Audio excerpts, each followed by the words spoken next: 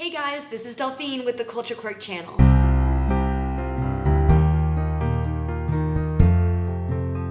So in this first video, I'll be going over just some of the basics for those who have just started learning Japanese or who don't know very much about how the writing system works or how to start going about learning it. So when I first started learning Japanese several years ago, my initial thought was just to learn how to speak it. I wasn't super serious about it yet, I just wanted to know how to say a few things, maybe carry on a basic conversation, and I didn't really have any intention to learn how to read, or write for that matter. The written language was just so intimidating. I mean, all those foreign symbols, I never thought I would be able to learn it, and even if I was able to learn it, it'd be so much work that I didn't even think it would be worth it. But I quickly realized how essential it is to learn to read or write if you really want to start learning the language, and I found out just how doable and actually fun it could be. So for those of you who don't know, there are 3 different alphabets in Japanese. There's kana, which consists of hiragana and katakana, and then there's kanji. I guess you could say that a 4th alphabet is romaji, which is basically just writing Japanese with the Roman characters that you're probably used to. But if you really want to learn Japanese, the faster you stop using romaji, the better. So the first thing that I did and that I would recommend is to learn those first 2 alphabets, hiragana and katakana. It's actually surprisingly easy. So these symbols, or kana, are just sounds. That's all there is. So for example, this is the hiragana a, and this is the hiragana to. There's a set of 46 of these sounds in hiragana, so a, I, u, e, o, kaki, ku, ke, ko, sashi, su, se, so, and so forth. The set of katakana are those exact same sounds, but they just look a little different. So for example, here's the hiragana a again, and the katakana a, and then hiragana to, katakana to. Katakana is generally a little more angular than hiragana. The difference between these 2 sets of alphabets is that hiragana is used for just regular Japanese words, while katakana is used for foreign words.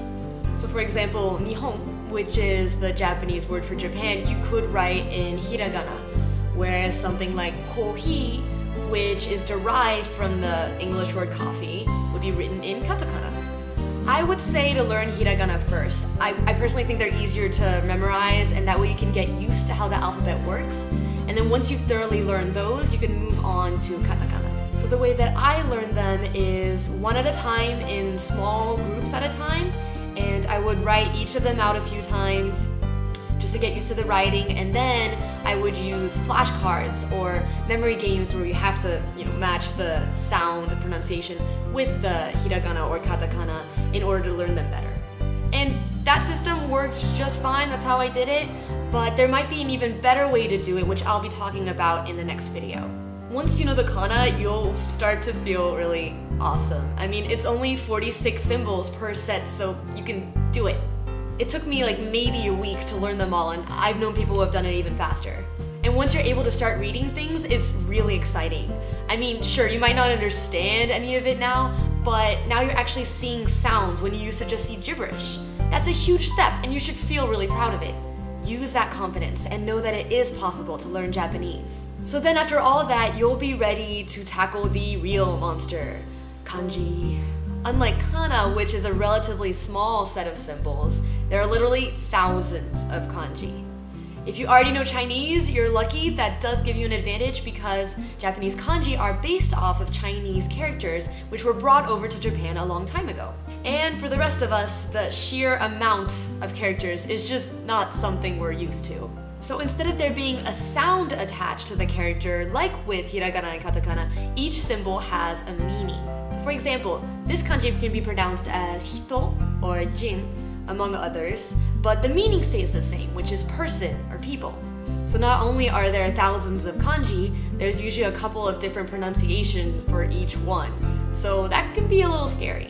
Now, you don't have to know every single kanji in order to be considered literate. Not to mention, you won't really be stuck in your studies until you learn all of the kanji or anything, because you can use them more and more as you learn them. However, becoming literate is still quite the process and will still take a considerable amount of time and energy. But don't be discouraged. You don't need to see kanji as a chore. In fact, there are ways to learn kanji that are effective, easy, and can seriously be a lot of fun. Not to mention there's plenty of ways to keep yourself motivated in learning kanji, along with anything else that you're learning. I'll be giving you a concrete resource in the next video, so look forward to that. So there you have it. I hope you have a better understanding of the Japanese writing system now and are more inspired to tackle it, because I promise you it's possible. I'll help you, we can do this together. So see you in the next vid. Thanks for watching and please subscribe.